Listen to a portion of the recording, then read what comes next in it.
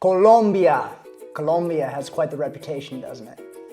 When some people think of Colombia, they think of maybe Pablo Escobar, maybe they think of the beautiful nature, maybe they think of the beautiful women. It's really true about what they say about Colombia. It really is a non-stop party. It really is a ton of fun. There really are a ton of amazing, incredible, feminine women there. If you've never been to a Latin country before, the energy feels very different. It feels very vibrant. It feels very fun. It feels very warm. It's always a non-stop party. And unfortunately, a lot of people that do go down there do go to party a lot. They do spend a lot of time doing drugs. They do spend a lot of time in the sex culture. It's sort of developed a little bit of a reputation for sex tourism, which I think is actually quite disappointing. However, when I spent 3 months in Colombia, it really taught me a lot about things that I never thought that I would really learn about. It taught me primarily a lot about my own sexuality and about my own sense of masculinity. If you ever get the privilege of being able to go to a country like Colombia, for example, you'll feel that the energy is totally different. You'll feel like people are a lot more connected and in touch and in tune with their emotions and their sexuality and their sensuality. And it makes you realize that there's a completely different way of moving and maneuvering in life that will get you different and interesting and more rich and perhaps sexually exciting results in your life. So in this video, I wanted to break down 4 of the major takeaways that I had about masculinity when I visited Colombia.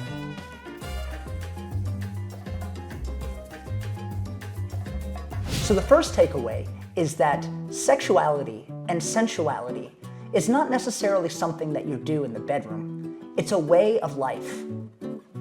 It was really funny when I first went to Colombia. It took me a long time to realize if people were flirting with me or they were just having a normal conversation with me.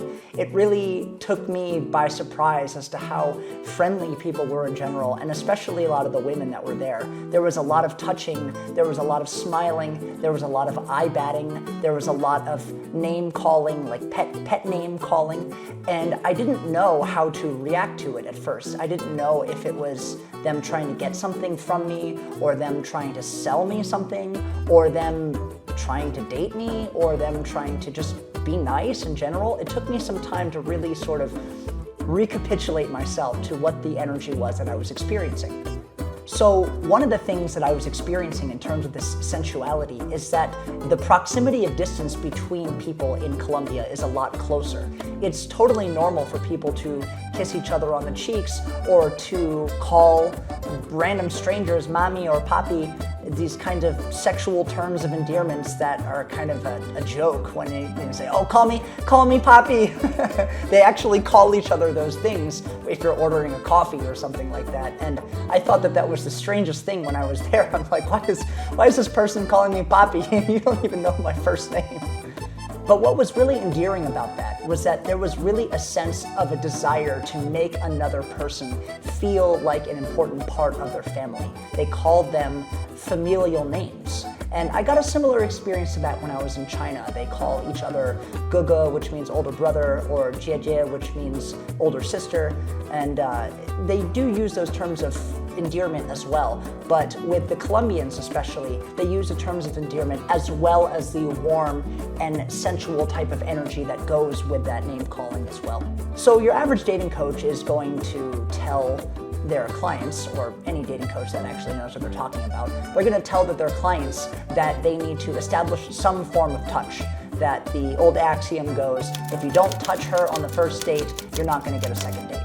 And what was really interesting about that is it's very interesting that dating coaches, especially in the Western world, try to make this formulaic thing for the Western mind that seems very detached from his energy and his body and his emotions, that they have to tell the man, hey, you should touch the girl. A girl likes to be touched. Yeah, of course, in an appropriate way.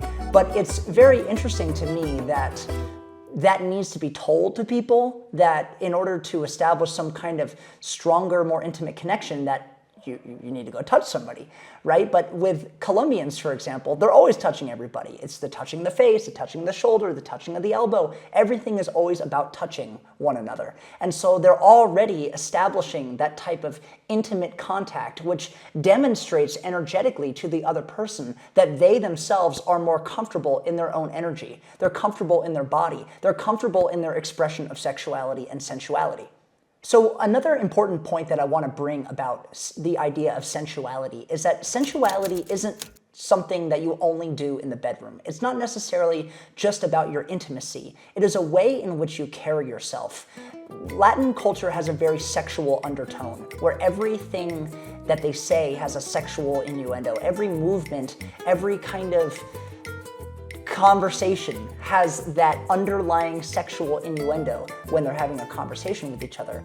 And you can really get that energetic transfer by being around those kinds of people. There is a pickup artist online that I've seen videos about, a guy named Diego Day, and if you just watch the way in which he carries his energy, he's got this kind of sly kind of, hey baby, this kind of cool feeling. You look so happy. I need to talk to you. I need your happiness. Where are you from? I'm from Ecuador. I knew you were Latina. ¿Cómo estás? Bien, ¿y tú? Muy bien, amor. ¿Cómo te ¿De llamas? dónde eres? Soy de Inglaterra. And it doesn't, nothing ruffles his feathers. It's always just, I'm in my body, I'm in the moment, I'm feeling it.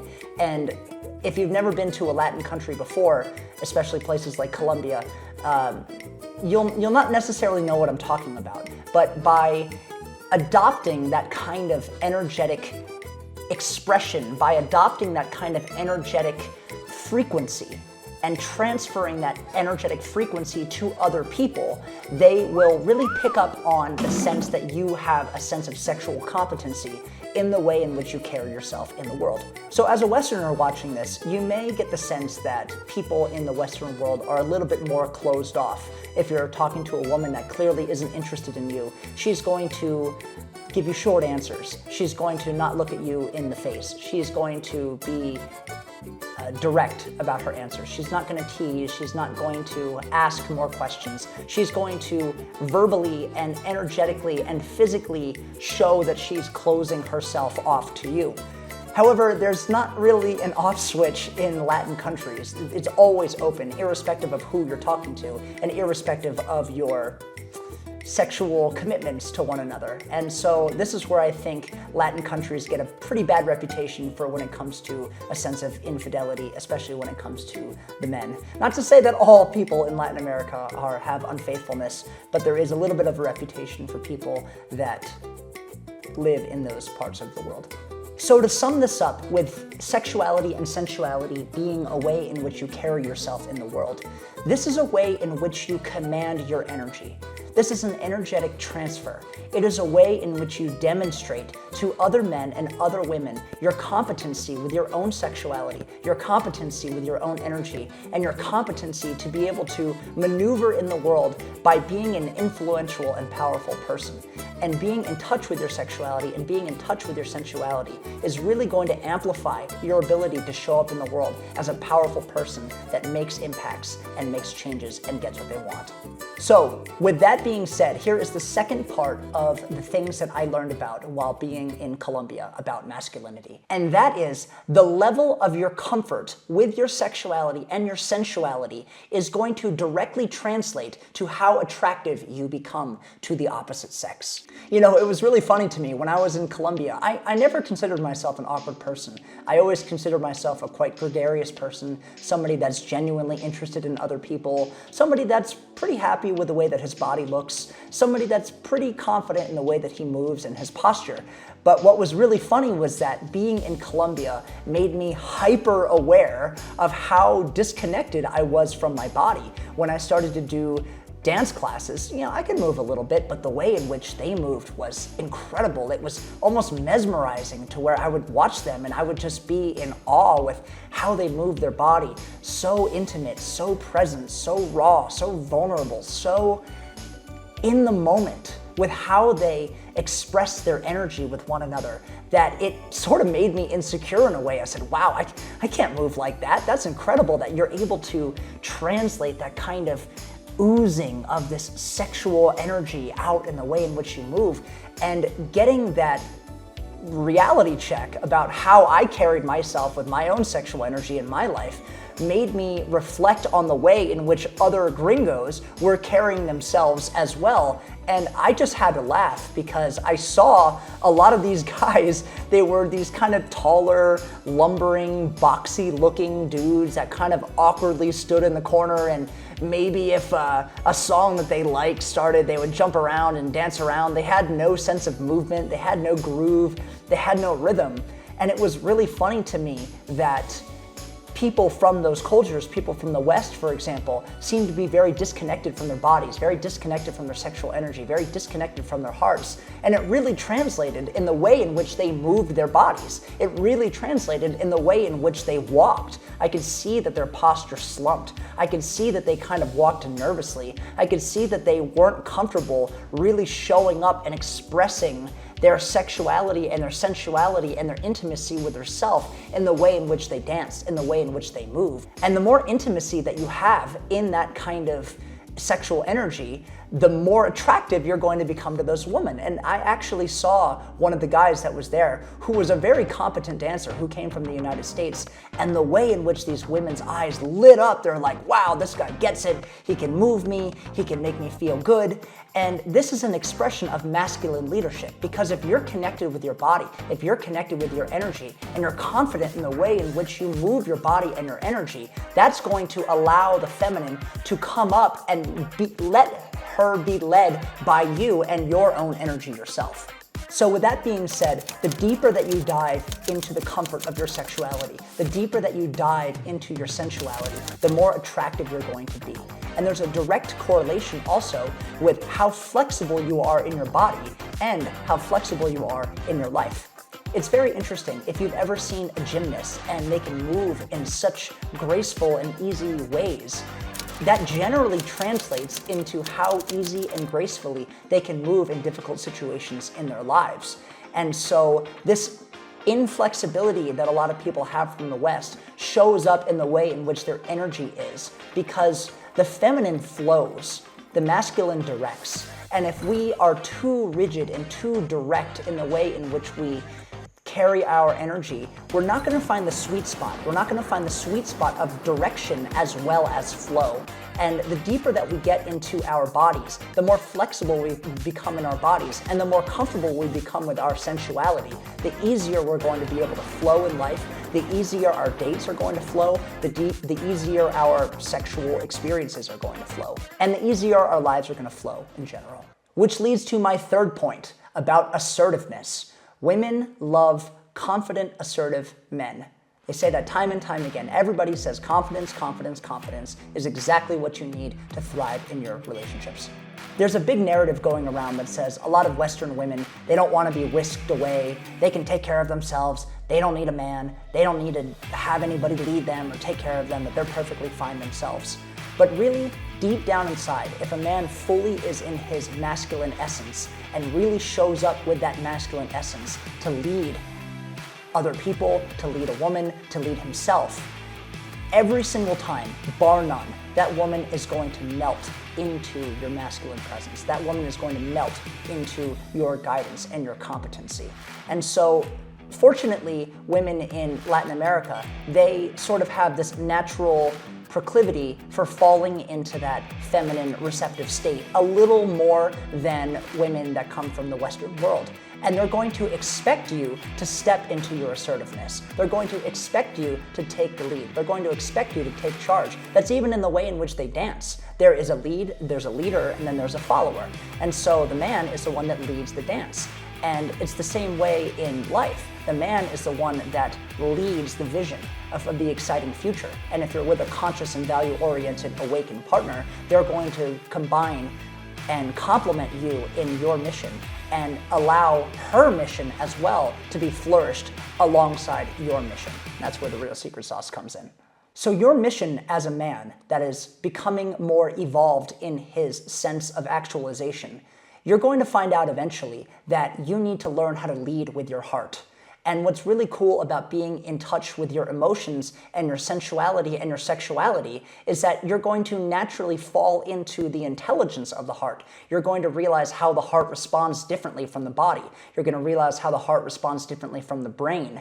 And it's going to merge beautifully your sense of assertiveness, but also with heart-based leadership. Because as a man, it's your responsibility to lead with self-sacrifice. It's your responsibility as a man to have integrity.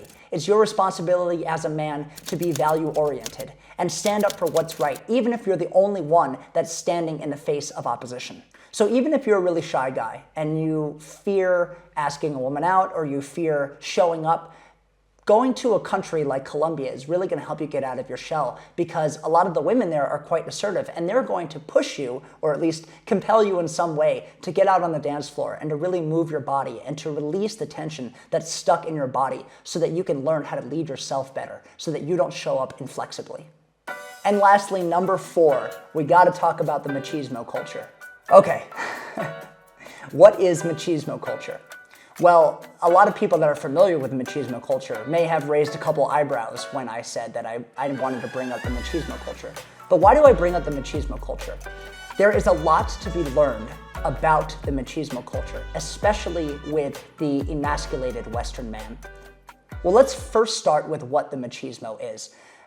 It's a stereotypical person that has really, really big muscles, wears a super tight shirt, and has gelled hair and wears sunglasses in the club all the time and has this overinflated sense of ego and is totally emotionally retarded and has no sense of humility or values, that it's very much about ego and power and self-assertion and this almost caricature of masculinity.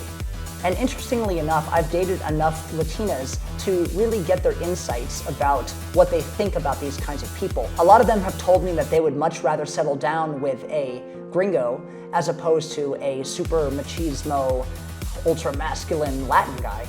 And that's because there is more of a sense that gringos are going to be more affectionate, they're going to be more emotionally available, they're going to be more faithful, they're going to be more reliable, they're going to be able to be there to support them rather than run away or commit attachment avoidant styles and be unfaithful or be difficult or be all around egotistical and won't be able to budge when it comes to making decisions or won't be able to consider another person's feelings in the matter. But interestingly enough, a lot of the other Latinas that I've talked to as well say that they actually prefer to have sexual relations with those type of men, those types of machismo men, because they seem to be really raw and in touch with their masculinity and don't F with me, I'm gonna beat you up because I'm the man. So there's this hyper masculine caricature-like energy that comes from the machismo culture.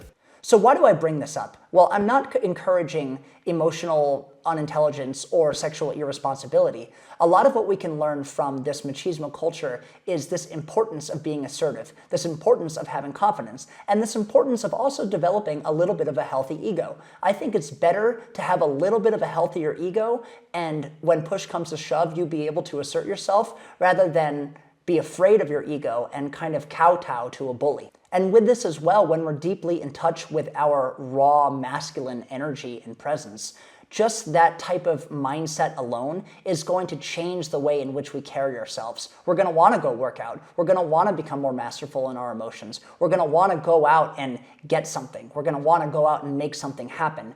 And that's something that I admire about the machismo culture. Even though I feel like it's a little bit misdirected, it's generally encouraging men to go out and improve the way in which their body is, improve the way in which they show up in their power, and improve the way in which they show up in their masculine frame.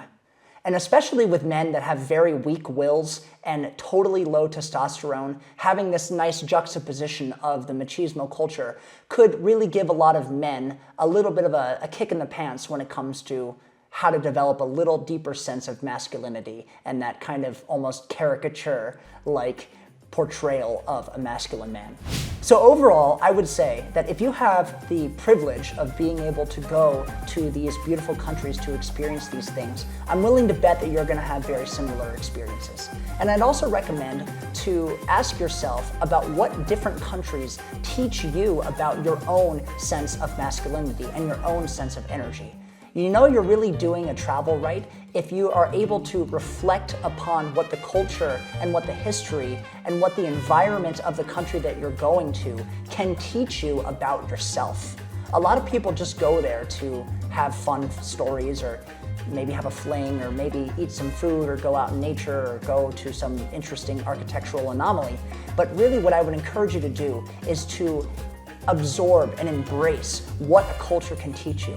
And I know for me, Colombia really taught me a lot about what it meant to be a man, what it meant to show up as a strong, competent man that's deep in his sexual energy, that when he speaks to a woman, he knows deep in his body that he can move her, that he can make her feel things that she's never been able to feel before, that he can lead her, that he can make her feel safe with him because he's so in touch with his sexuality, his deepest, rawest, primal energy that he has, and he knows how to channel it in his moves, he knows how to channel it in his energy, he knows how to channel it in bed, he knows how to channel it in work, he knows how to channel it in the conversations. So that's what I would say that Colombia taught me about masculinity. And if you ever get the chance to go to Colombia, I hope that you have a similar experience too.